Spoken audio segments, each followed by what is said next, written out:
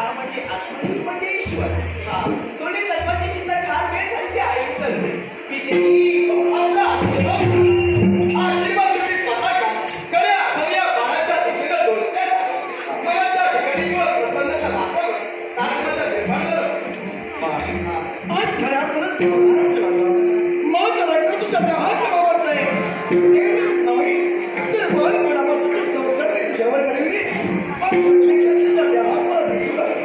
तुझ्या वागण्यात तुझ्या आचारात मला दिसत आहे. म्हणून मला अभिमान तुला.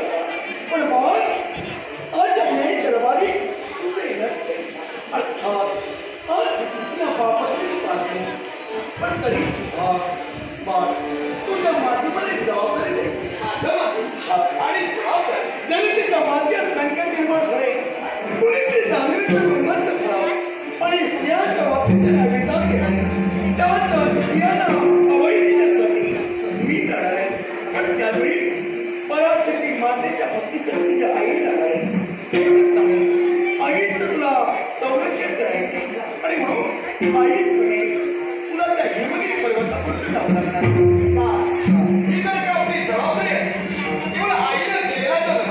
आणि तोच नमस्कार पूर्ण करण्यासाठी हेमगिरी अरण्याच्या ठिकाणी असताना देवी पराशक्ती मातेचा भव्य दिव्य देव आणि त्या देवालयात केवळ आई देवी तुम्ही दिलेली जबाबदारी आणि त्या जबाबदारीचा किंवा त्वरित विचार घेऊन आई संवेदना केली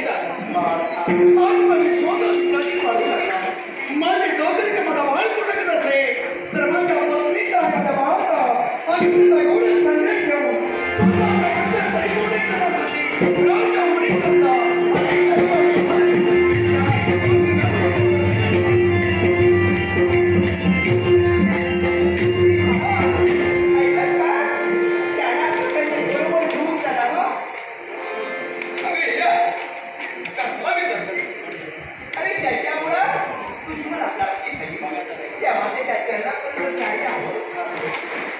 महत्वाचं म्हणजे आमच्या राज्यातील स्त्रीची अब्रू रक्षण करणं हे राजकारणात जन्माला आलेल्या युवकांचं कर्तव्य तरी आपल्या हाती घेतले. त्यांना विजय मिळावा, राज्याला पूर्ण आशीर्वाद मिळावा, तुला ते दर्शन मिळावं.